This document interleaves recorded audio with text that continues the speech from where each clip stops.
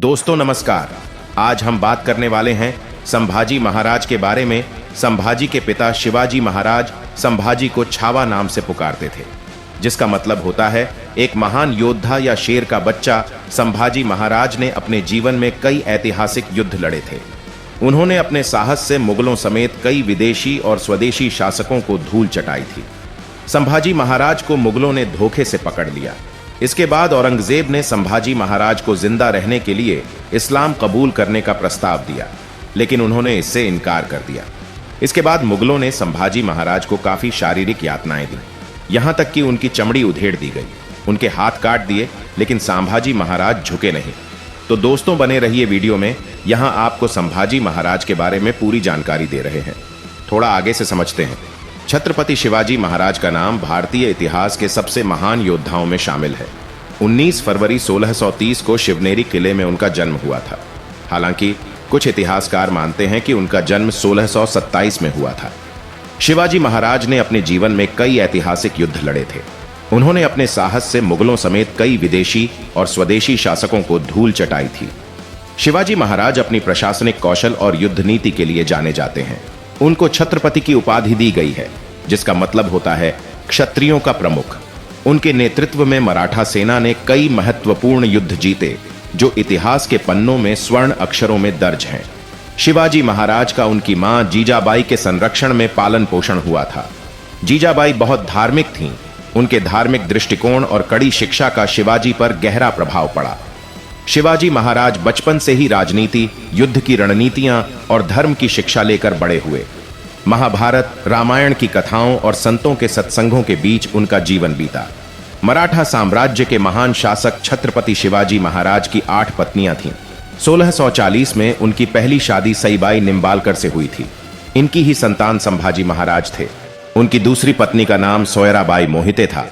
तीसरी पत्नी का नाम रानी साहेब पुतला बाई भोसले, चौथी पत्नी सकवर बाई, 5वीं पत्नी राजकुंवर बाई, 6वीं पत्नी काशीबाई, 7वीं पत्नी लक्ष्मीबाई और 8वीं पत्नी गुमवांता बाई थीं। शिवाजी महाराज की 4 संतानें थीं और सबसे बड़े बेटे संभाजी महाराज उनके उत्तराधिकारी बने थे। संभाजी महाराज छत्रपति शिवाजी महाराज के बड़े पुत्र थे। उनका जन्म 14 मई 1657 को पुरंदर के किले में हुआ था। सिर्फ 2 साल की उम्र में ही संभाजी की मां सईबाई का निधन हो गया था। इसके बाद राजमाता जीजाबाई ने संभाजी की देखभाल की थी। शिवाजी महाराज संभाजी से बहुत प्यार करते थे।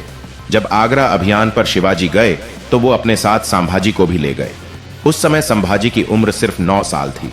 संभाजी ने उस दौरान मुगल शासक औरंगजेब को देखा था। उनको बचपन से ही शत्रुओं की कूटनीति और क्रूरता की जानकारी थी। संभाजी की शादी जिवुबाई से हुई थी। शादी के बाद जिवुबाई ने अपना नाम येसुबाई रख लिया। दोनों की एक बेटी भवानी बाई और फिर एक बेटा, जिसका नाम शाहू प्रथम था। शाहू प्रथम मराठा साम्राज्य के छत्रपति बने। साल 1680 में शिवाजी महाराज का निधन हो गया। इसके बाद संभाजी महाराज मराठा साम्राज्य के दूसरे छत्रपति बने। उन्होंने करीब 1681 से 1689 तक करीब 9 सालों तक शासन किया। उन्होंने अपनी वीरता और देशभक्ति से एक पहचान हासिल की। बताया जाता है कि संभाजी महाराज ने कम उम्र में ही 120 युद्ध लड़े और सभी में जीत हासिल की। भारत में उस समय संभाजी महाराज जैसा कोई योद्धा नहीं था। छत्रपति संभाजी महाराज ने बहुत कम समय में अपने पराक्रम के बल पर मराठा साम्राज्य का विस्तार और बचाव किया। उन्होंने अकेले ही मुगल साम्राज्य का मुकाबला किया। दोस्तों, इसको थोड़ा और पीछे से समझते हैं। मराठा साम्राज्य के छत्रपति शिवाजी महाराज ने मुगलों को कभी भी दक्कन यानी पश्चिमी और दक्षिणी भारत पर पूरी तरह से अधिकार नहीं करने दिया। शिवाजी महाराज की गुरिल्ला युद्ध नीति ने मुगलों को हमेशा परेशान किया। बावजूद इसके शिवाजी को मुगलों के हाथों शिकस्त मिली और उन्हें मुगल सेनापति जयसिंह के साथ पुरंदर संधि करनी पड़ी थी। लेकिन जब संभाजी यानी छावा ने मराठा साम्राज्य की गद्दी संभाली तो उन्होंने औरंगजेब और मुगल शासन को नाकों चने चबवा दिया था। यहां तक कि उन्होंने औरंगजेब से यह कहा था कि वह उनका इतना बुरा हाल करेंगे कि उसे दिल्ली में मौत भी नसीब नहीं होगी, और यह सच भी साबित हुआ। मुगलों ने जब पूरे भारत पर अपना साम्राज्य स्थापित करना चाहा और इसके लिए वे दक्षिण की ओर बढ़े तो उनका सामना मराठों से हुआ। मराठों की युद्ध नीति बहुत ही खास थी और मुगलों ने यह माना कि मराठों को हराए बिना दक्कन पर कब्जा संभव नहीं, और यह उतना आसान भी नहीं है।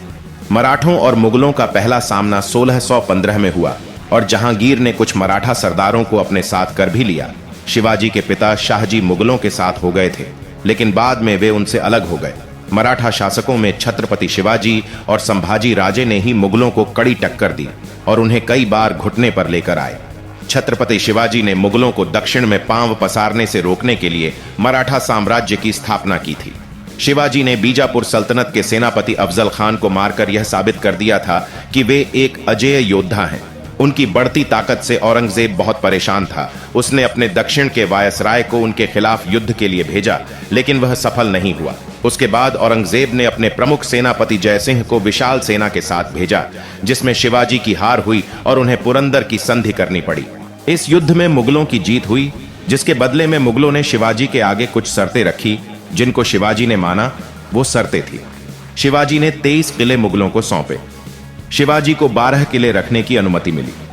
शिवाजी ने मुगलों को 4 लाख स्वर्ण हूण का मुआवजा दिया।